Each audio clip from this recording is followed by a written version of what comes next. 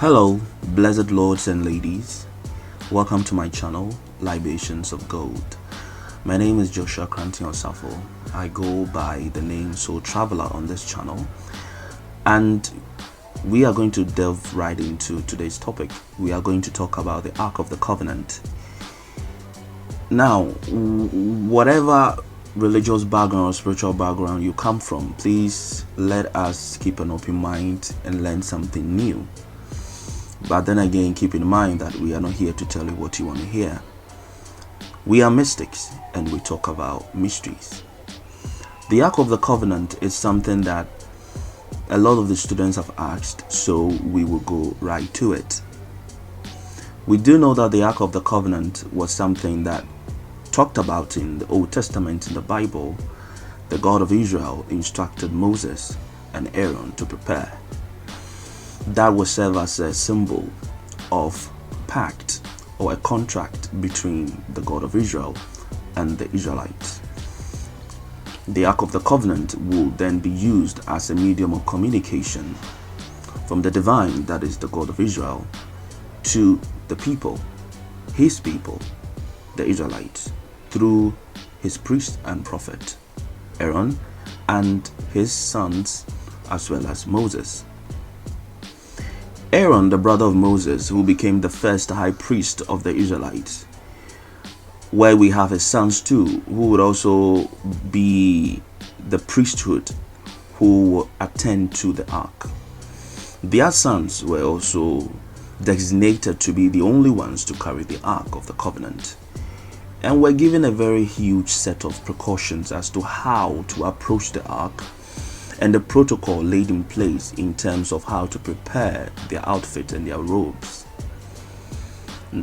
Now, the priesthood, their outfit was well decorated with specific instructions as to how to prepare them.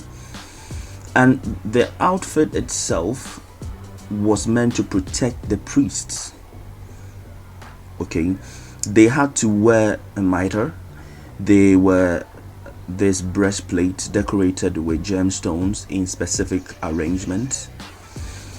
They wore this long robe. They had to keep some parts of their bodies well covered to prevent them from experiencing certain effects and influences that came from the ark. They had to be protected. The outfit had to protect their heads, which was also their brains. They had to protect their heart, their heartbeats, and to prevent their blood circulation from being tampered with. The outfit was to protect their lungs, their liver, and most importantly, their genital areas. Now, we will go deep into why the priesthood were the ones to approach the ark and why they had to protect themselves like that. And I'm sure in the Bible, we read that it's all about being clean.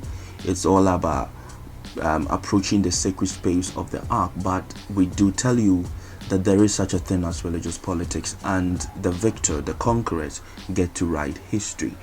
And nothing is what it seems. So follow me through this step by step, deeply mystical, that is unknown truth about the Ark of the Covenant. The Israelites coming out of Egypt under the leadership of Moses and his brother Aaron were given instructions to prepare the Ark of the Covenant that will serve as a symbol of power and communionship, as a symbol of pact and a contract between the God of Israel and his people, as it is stated in the Bible. We would also say, and emphatically, the absolute truth as it was, and we will explain why it is like that and why the priesthood had to protect themselves like that. We would say that the Ark of the Covenant is actually called the Ark of the Contract, and the Ark of the Contract does not belong to the Israelites. They stole it. Yes, they did. The Ark of the Covenant has never belonged to Israel, has never belonged to the Hebrew people. It has always belonged to the Egyptians. The Ark of the Covenant, as we read in the Bible, known as the Ark of the Contract, was a device, a very large capacitor, a storage device that was created by the priest kings and the priest scientists of ancient Egypt. This was a particular device that Moses was very well aware of, very well familiar with.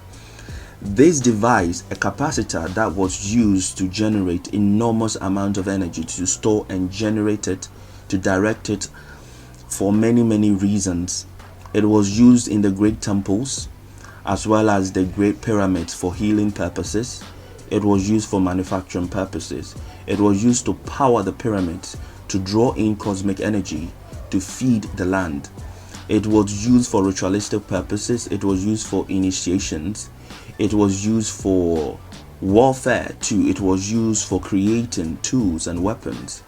It was an energy storage device. It was a huge capacitor, and it was being used to basically power the entire civilization, at least much of it.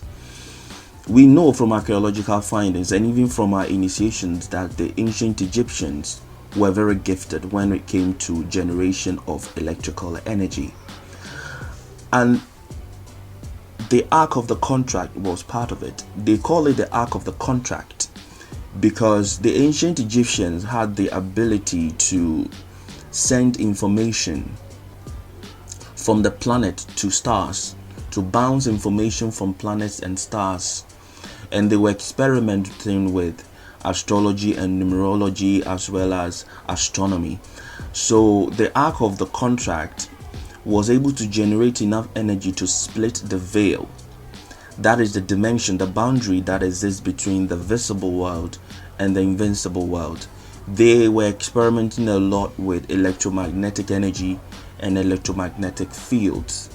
So they cracked the code of interdimensional communication. So they will be able to split the veil and open a portal or a wormhole where they were able to send information from where they are, perhaps to another planet, another galaxy, another solar system, or across into another dimension.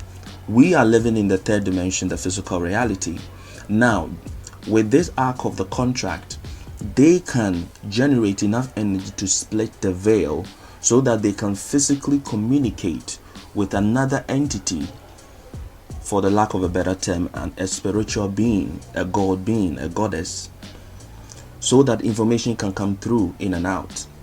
Now, it is called the Ark of the Contract because the Egyptians and the Egyptian gods, the gods of our ancestors, there was a pact between them. There was also a direct communication where everyone will be able to know what the divine ones are saying and what is expected of the people. So the communication will be clear, and then there wouldn't be any misinterpretation. This is how our ancient ancestors in Egypt were able to establish a lot of powerful knowledge and powerful wisdom, because the information that they were getting from the gods was very clear and did not pass through any sieve or veil through limited consciousness. This is what they were doing, aside the usage of this energy to produce weapons and tools, to establish healing processes, for medicinal processes, for agricultural purposes, because electrical energy and electromagnetic energy can be used for a lot of things, and they were using it in the temples as well as the pyramids for a whole number of reasons. Now, you find it in archaeological findings that even in ancient Egypt, they were manufacturing light bulbs. They were finding ways to create light bulbs and experimenting with electrical energy of all kinds. And this same electrical energy can be harnessed like a beam of light. It can be harnessed towards a target to explode it like a laser beam. It can be used to target an object to destroy it across a distance. Like it will look like lightning bolt or lightning flash. So basically this powerful capacitor was being used for a whole lot of things. It was a treasure of ancient Egypt, and when the Israelites were leaving, they stole it. This is the secret that has not been told. They stole it. Since they stole it, those who were operating the machine, this Ark of the Contract, were the priest scientists of Egypt. They were native Egyptian priests. Therefore, they were not Hebrew people. And because of that, the Hebrew people lacked the expertise, the scientists, and the priesthood to actually manage the device. So they had to come up with a new way to do it.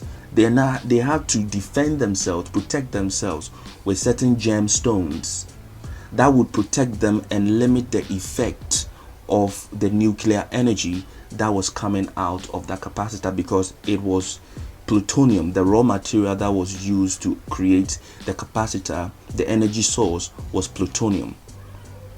And over time, because they could not handle it, because the the Hebrew priesthood, Aaron and co, could not handle it. They did not have the know-how or the knowledge to operate the machine properly. They were having problems with radiation poisoning, and we'll come back to that later. So let us continue. We will come back to it. I just wanted to explain why they had to protect themselves like that, and it looks as if they didn't know what they were doing. Now, this is what will happen to them. You see, the outfit, the robes, the priesthood attire had to be crafted in a specific way to protect them, and it was still not working. Okay, what will happen is that when a priest approached the ark, when any of the high priests or lower priests approach the Ark of the Covenant within the tent, that priest will cover his head, his hands, his feet, basically covering much of his whole body with a robe. But most importantly, he would have his legs tied with a rope. Now pay attention to this rope. The reason why they would tie their legs with rope, the reason being that whenever the priest enters and approaches the ark, whatever he's doing, trying to operate it and get communication to and from the physical dimension across the higher dimensions, and it will backfire. There will be an energy overload. It will strike you because it is nuclear energy, and it will happen a lot of time. And what will happen is that if the energy bursts out and it strikes you down, none of the priests can rush into the tent and come and get you. So every priest was trained to tie a rope around his legs, and they will have to approach the ark one at a time. So if you get struck by the powerful energy of this ark, no one can come close to you, because anyone that comes close to you will be infected by the energy of the ark. So those outside will just pull you out of the tent with a rope. This is exactly as it was happening, and this is not something that is based on superstition or hearsay. Even the rabbis in Israel now, historically, would tell you that this is how it was happening. This is what was happening there. The energy of the ark was uncontrollable, and the reason being that it did not belong to the Israelites in the first place. They did not have the scientists that existed in Egypt to operate it, because they stole it. They stole it. They had observed the power of the ark when they were still slaves in Egypt, and they knew that it will be of help for them whilst they move across the desert. So this is how they were trying to protect themselves so much, and it was still not working.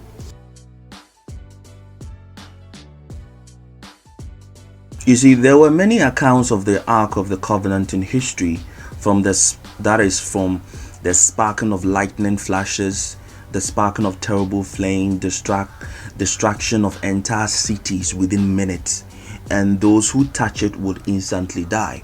There were even several accounts, even in the Old Testament, that when you try to touch it, the angel of God will come down and strike you. All these are superstitious rendering. What it means is that anytime they will use the ark to go to war, by the time they come back home, those who carry the ark will be infected with boils, and which is very, very common with those who have been severely affected by radiation poisoning. And those who go through radiation poisoning, they have strange lesions and like burns all around their bodies. You have boils all around their bodies. This is basically radiation, but as it appears, second, third, first degree burns, all of it. Vomiting. You have all of these symptoms that the priesthood will be suffering from anytime they carry the Ark of the Covenant to war and bring it back. They didn't know how to operate it, so they were basically going through with it, trial and error. They were just sacrificing themselves, one priest after the other, one priest after the other, and they were dying. So it got to a point they could not use it anymore. During the time of Solomon, during the time of King Solomon, that was when a decision was made, and that is how the Ark of the Covenant is not in Israel. This is why the Ark of the Covenant is found in Ethiopia, and even that, it is not open to the public. The reason being that the energy contained within the Ark of the Covenant was extremely radioactive, because the raw material was plutonium and it was unstable. The whole machine, the device, had basically become out of tune, and the ancient knowledge that was meant to be used to operate it was gone. And we will also remember that the Library of Alexandria was burned to the ground, was razed to the ground, was destroyed.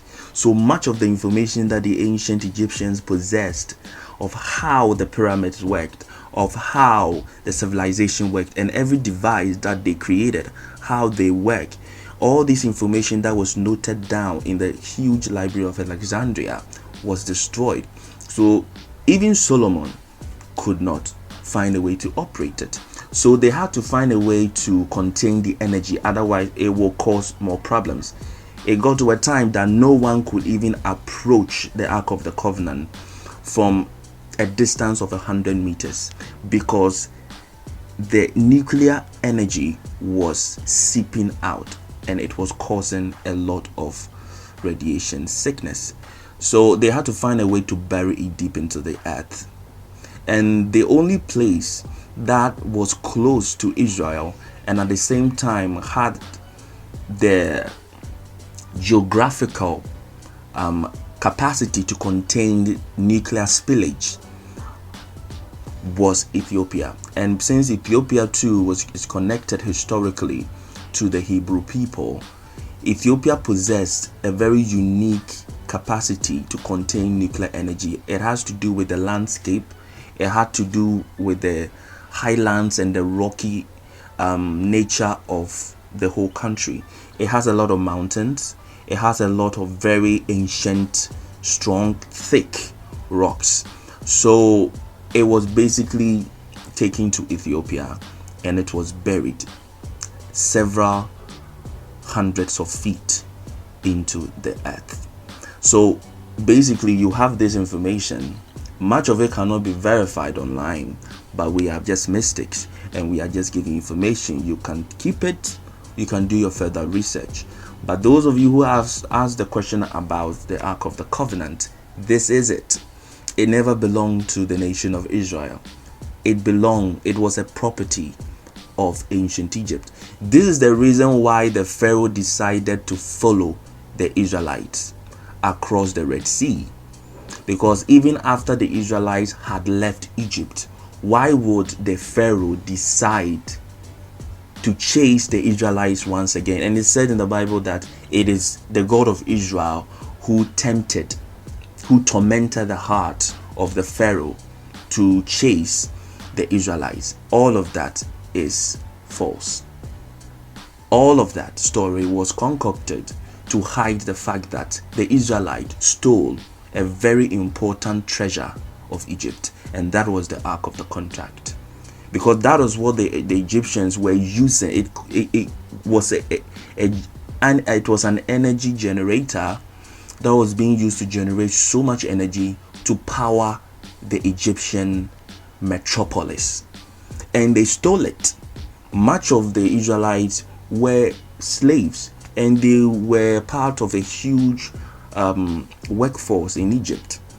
Okay, and they knew the importance of the ark, and Moses too was well aware.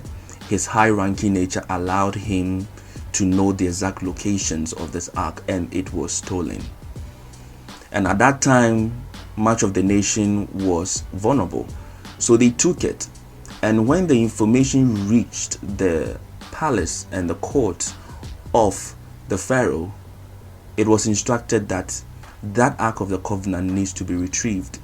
This was the true story behind why, after the Israelites had left, Egypt also chased the Israelites once more. This is the meaning of it.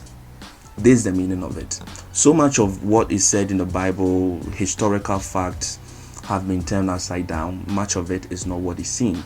So I hope that we've explained a little bit of it, and we will have more answers. Should you have further questions concerning this particular topic, let us know in the comments sections. And until then, thank you for watching, and subscribe, comment, share, like, and stay tuned for more videos.